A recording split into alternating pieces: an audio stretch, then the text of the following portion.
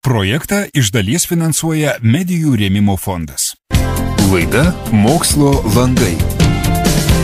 Kokie turėtų būti paprasti praktiniai žingsniai jau nuo šiandien, kurių dėka kasdien mes stiprintumėm savo atsparumą stresui? Tai aš iš karto parekomenduočiau atsisėdam patogiai arba atsigulam ir nieko nereikia daryti, tik stebėti kvėpavimą. Galim užsimerkti ir pajausti, kaip įkvepiam, iškvepiam, galim pabandyti įkvėpti daugiau, iškvėpti daugiau, pastebėti, kaip mūsų diafragma, kaip jinai kyla, kaip jinai leidžiasi, nes diafragminis arba tas vadinamas pilvinis kvėpavimas, tai jisai turėtų būti truputėlį įkvėpimo metu pilvas pakyla, iškvėpimo metu pilvas nusileidžia. Tai pakyla, nusileidžia, pakyla, pilviukas nusileidžia. Mums reikia nieko nedaryti, tik tai stebėti, susitelkti į kvėpavimo ritmą ir žiūrėti, per kiek laiko mes įkvepiam, per kiek laiko iškvepiam. Jeigu taisyklingai, tai iškvėpimas turi būti truputėlį ilgesnis už įkvėpimą. Įkvėpimas trumpesnis, iškvėpimas ilgesnis. Nebandyti kontroliuoti, nebandyti nieko daryti, pradžiai tik tai pastebėti.